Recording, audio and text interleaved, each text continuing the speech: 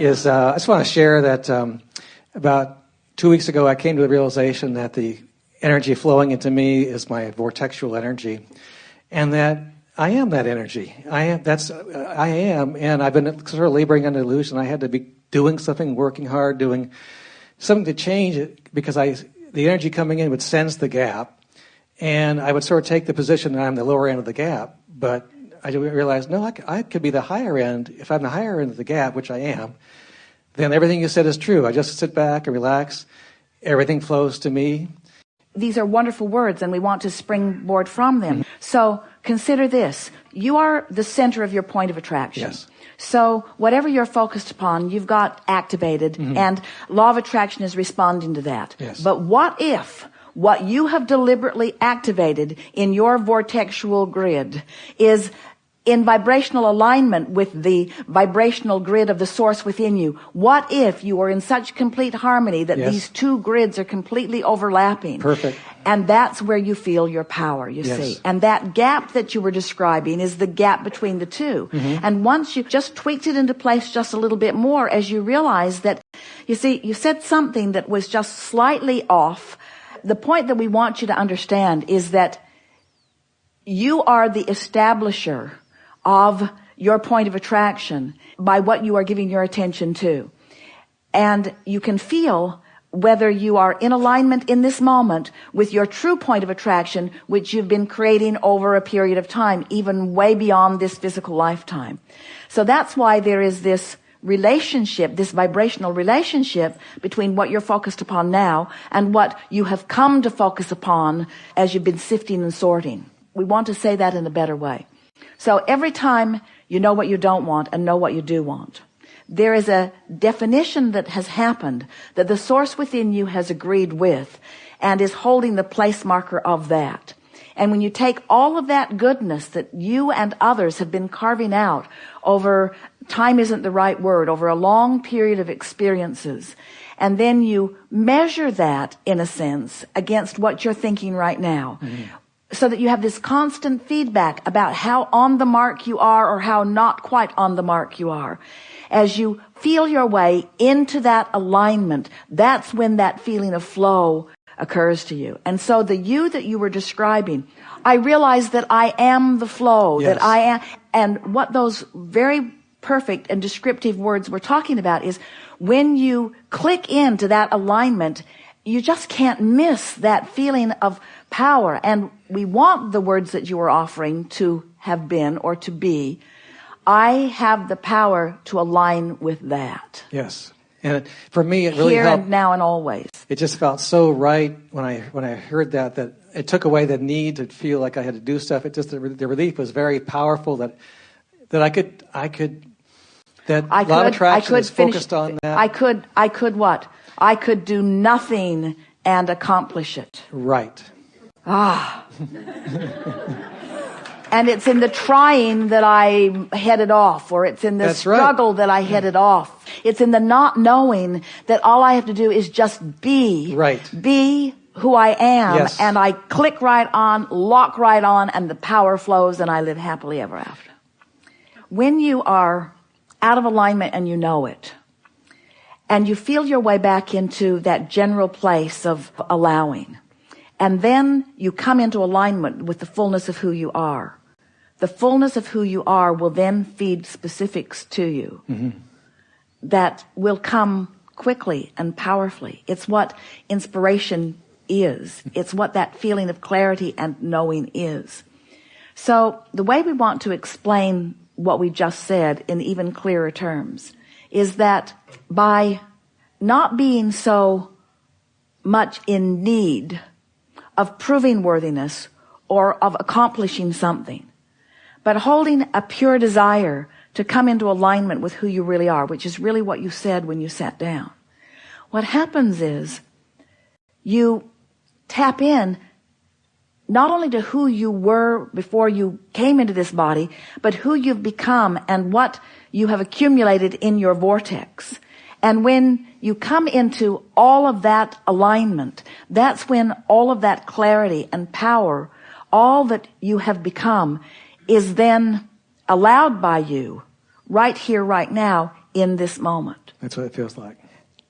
So we want you to chill so that you can get into the vortex and be supersonically specific.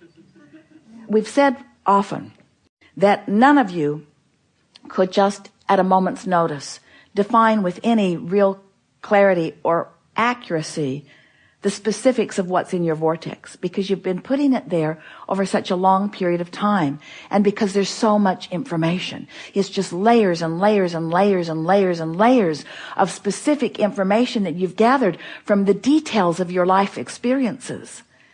But it's all there for you. And the pieces that fit this moment in time will reveal themselves to you in this moment in time, if you're not doing that thing that you do that keeps you from doing it. That's right.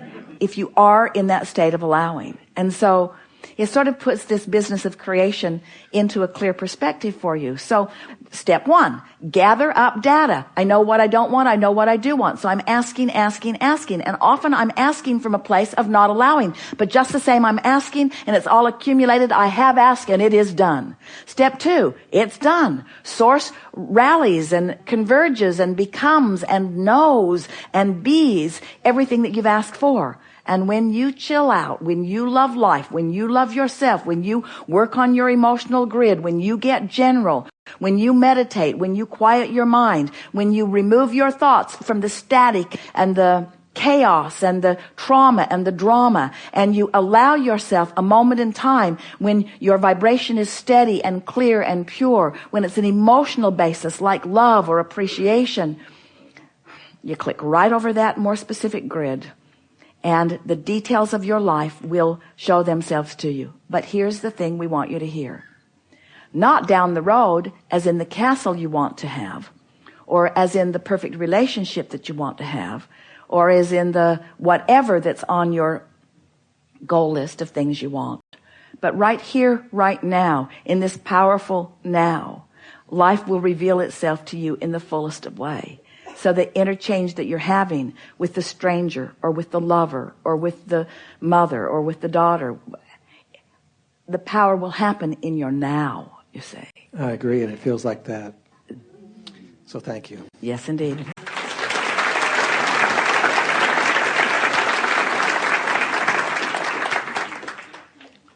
We've had quite an interesting conversation today.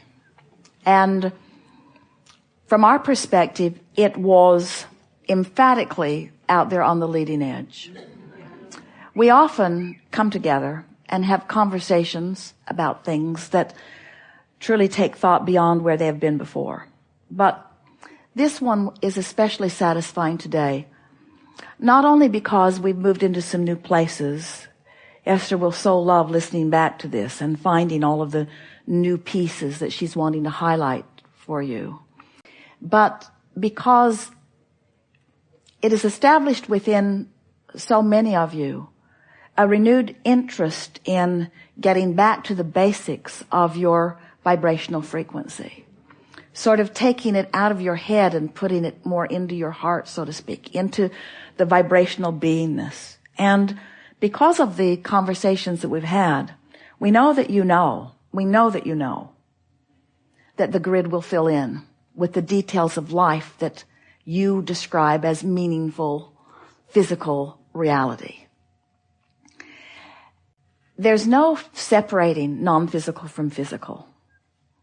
And we've all come so far. You are out here on the leading edge, and that's the part that we think you got with greater clarity here today.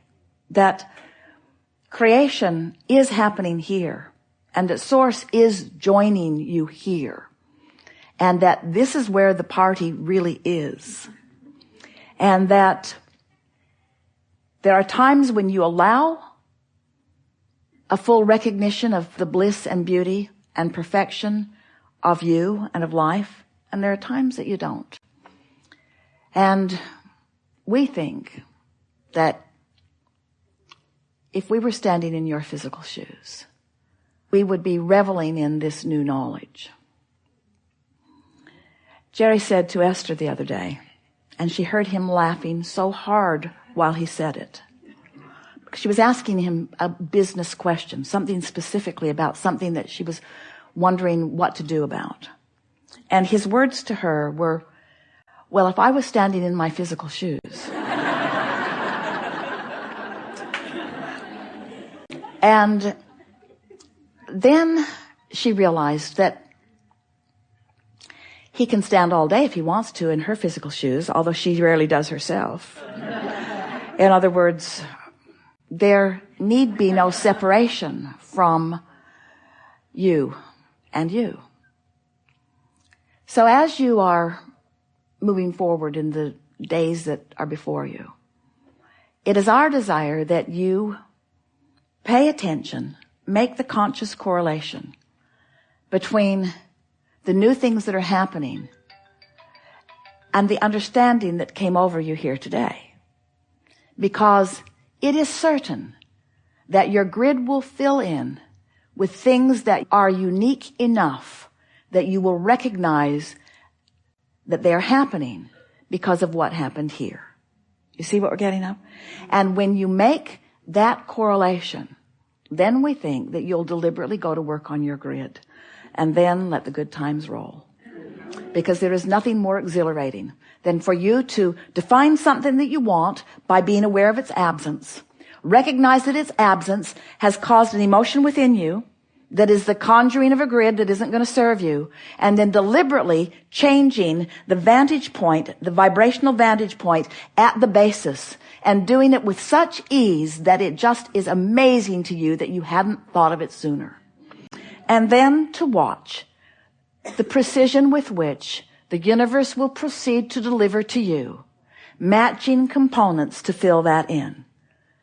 And we promise you we will be there reveling with you in your conscious awareness that you created the basis and now the universe has cooperated.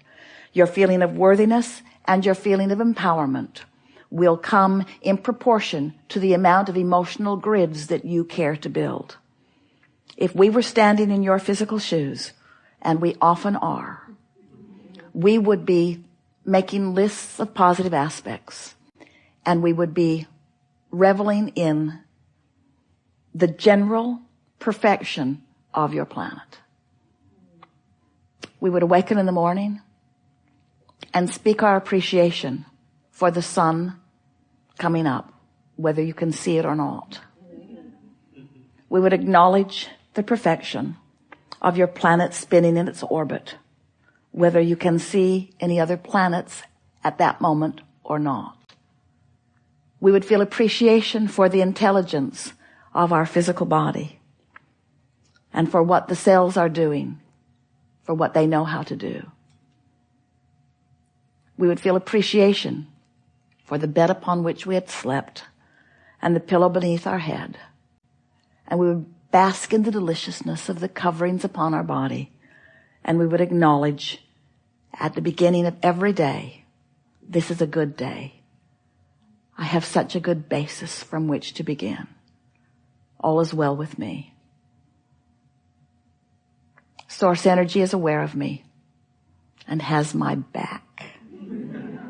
And everything that matters to me is known, and all things are lined up. And I'm on an eternal treasure hunt of treasures, because the universe knows what I seek and knows where those treasures are, and is pointing me on the path of least resistance to the adventure and the fun and the thrill that I have defined as my desire. It is so delicious to create with you. It is so fun to walk on your beaches and sleep in your beds and eat at your table and revel in your expansion, when all along what you were seeking was your natural and well-deserved joy. There is great love here for you. And as always, we remain stubbornly in the vortex.